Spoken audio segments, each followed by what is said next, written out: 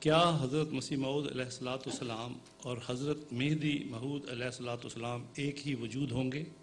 جبکہ حدائث میں ہے کہ حضرت عیسیٰ ابن مریم کا نزول بیت المقدس میں ہوگا اور مہدی علیہ السلام بنی فاطمہ کی اولاد سے ہوں گے اور مکے میں پیدا ہوں گے۔ یہ سوالات پہلے بارہا اٹھائے جا چکے ہیں، میں بارہا ان کا جواب دے چکا ہوں کہ آن حضرت صلی اللہ علیہ وآلہ وسلم کے فرمودات کو جو ایک ہی موضوع سے تعلق رکھتے ہوں اکٹھا دیکھنا چاہیے، ورنہ بعض روایتیں بعض گروہوں کی طرف سے ہوتی ہیں، بعض دوسرے گروہوں کی طرف سے ہوتی ہیں اور مضمون مجتمع ہونے کی بجائے بکھر جاتا ہے۔ اسی حوالے سے میں آپ کو عرض کرتا ہوں کہ ابن ماجہ میں ایک حدیث ہے لل مہدی الا عیسیٰ، جس کا مطلب ہے عیسیٰ کے سوا کوئی اور مہدی نہیں، مہدی کے سوا کوئی اور عیسیٰ نہیں۔ تو یہ حدیث ابن ماجہ میں بہت پہلے سے جا پا چکی ہے اور ظاہر ہے کہ ہمارا اشد ترین مخالف بھی یہ نہیں کہہ سکتا کہ احمدیوں نے اپنے مقصد کے لیے گڑھ لی ہے۔ جن لوگوں میں یہ عقیدہ قائم تھا کہ عیسیٰ زندہ ہیں اور مہدی الگ ہوں گے، ان لوگوں نے اس حدیث پر یہ اعتراض نہیں کیا کیونکہ ان کے اندر سعادت بھی تھی۔ جس بات کو رسول اللہ صلی اللہ علیہ وسلم کی طرف منسوب دیکھا اس کی تشریحات اپنے دل میں جو بھی کرتے ہوں، اس حدیث کا انکار نہیں کیا گیا، اور یہی وہ بنیادی حقیقت ہے جس کو جماعت احمدیہ قبول کرتی ہے۔ ہمارا عقیدہ یہ ہے کہ پیشگوئیاں لفظاً پوری نہیں ہوا کرتی، پیشگوئیوں میں پیغام ہوا کرتے ہیں۔ اگر لفظی پیشگوئیوں کے پیچھے چلیں تو سارا نظام مذہب کلیتاً بگڑ جائے گا۔ یہ کسی فون کی گھنٹی بج رہی ہے، وہ سن لیں بشد فوری پیغام ہو۔ اب میں آپ سے عرض کرتا ہوں کہ ہمارا عقیدہ یہ ہے کہ رسول اللہ صلی اللہ علیہ وسلم نے جو بھی پیشگوئیاں فرمائیں، اگر آپ ان کو لفظاً اطلاق کرتا ہوا دکھائیں گے تو سارا نظام بگڑ جائے گا اور رسول اللہ صلی اللہ علیہ وآلہ وسلم کی طرف ایسی باتیں منسوب کرنی پڑیں گی جو ایک انسان حکیم امت تو آج کل کا لفظ استعمال ہو رہا ہے، ساری کائنات میں خدا نے جسے حکیم کے طور پر چنا اسی طرح منسوب نہیں ہو سکتی۔ مثلا لل مہدی الا عیسیٰ والی حدیث جو ہے، ہم اس کو درست مانتے ہیں اس وجہ سے کہ ہمارے نزدیک مسیح پرانا بنی اسرائیل کا مسیح نہیں ہے جس نے آسمان سے اترنا ہے۔ ہم اس لیے اس کو درست مانتے ہیں کہ اس مسیح کی خوبو پر امت محمدیہ میں سے کسی نے پیدا ہونا تھا جس کو یہ لقب دیا جانا تھا۔ اگر ہمارا استنباط درست ہے تو اس حدیث میں کوئی تضاد نہیں، مہدی ہی نے مسیح ہونا تھا اور مسیح نے ہی مہدی ہونا تھا۔ اگر اس کو آپ نظر انداز فرما دیں اور لفظی اترنے کی بحث میں مبتلا ہو جائیں تو پھر حضرت مسیح کے متعلق یہ ماننا پڑے گا کہ وہ واقعتاً جسم سمیت آسمان پر چڑھ گئے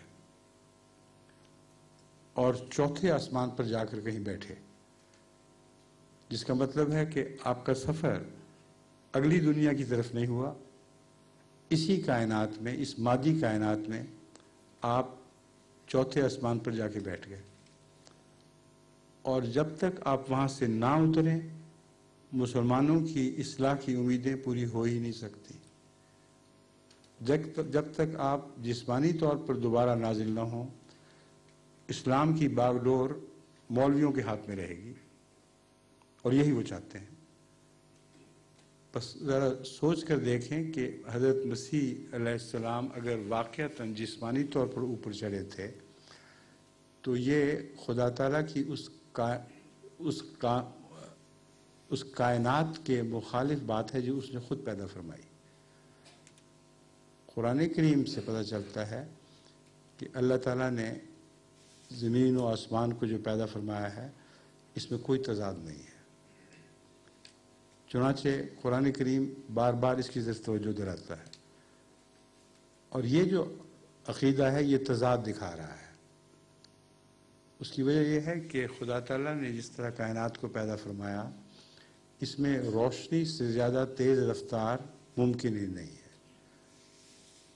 روح کی ممکن ہے، جسم کی نہیں۔ اور اس بنیادی حقیقت پر تمام دنیا کے سائنٹسٹ 100% متفق ہیں۔ وہ اس بحث میں نہیں پڑھتے کہ روح ایک جگہ سے دوسری جگہ کس تیزی سے منتقل ہو سکتی ہے یا نہیں ہو سکتی، کیونکہ روح جسم نہیں رکھتی۔ لیکن جو ہی آپ جسم کی بات کریں گے وہاں خدا تعالیٰ کی کائنات اس بات کو ٹھکرا دیتی ہے کہ جسم روشنی سے زیادہ تیز رفتاری سے سفر کر سکتا ہے۔ بس ہماری بحث صرف یہ نہیں ہے کہ روحیں ایک سے دوسری جگہ کس تیزی سے منتقل ہوتی ہیں، ہماری بحث یہ ہے کہ جسم کی منتقل ہونے کی ایک آخری حد ہے، اس کو دنیا میں کوئی نہیں توڑ سکتا۔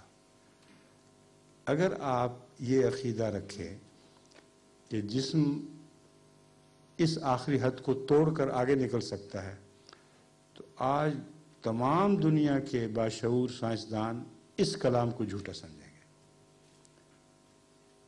جس کو حسابی طور پر انہوں نے دیکھ لیا ہے، ہمیشہ سچا پایا ہے، جس کو تمام بلیک ہولز کی دنیا کا مطالعہ کرنے کے بعد انہوں نے دیکھ لیا ہے کہ اس حقیقت سے کوئی بھی انکار نہیں۔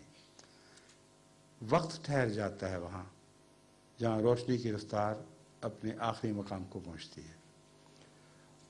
اس تفصیلی بحث کا یہاں موقع نہیں۔ آئنسٹائن میں اگر کسی کو دلچسپی ہے تو اس نے کسی حد تک اس بات پر روشنی ڈالی ہے کہ وقت جب ٹھہر جائے تو کیا کیا تماشے رونما ہوتے ہیں، مگر یہ حقیقت ہے کہ مسیح روح کے ساتھ تو سفر کر سکتے تھے، جسم کے ساتھ نہیں۔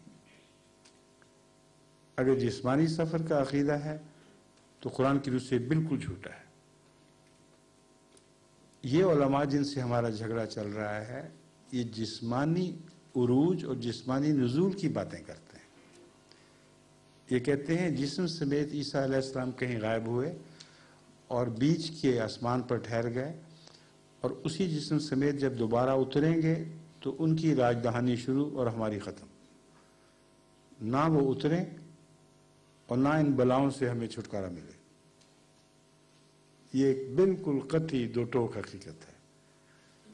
اس لیے باشعور مسلمانوں سے میں یہ درخواست کرتا ہوں کہ اس پر غور کریں، فکر کریں۔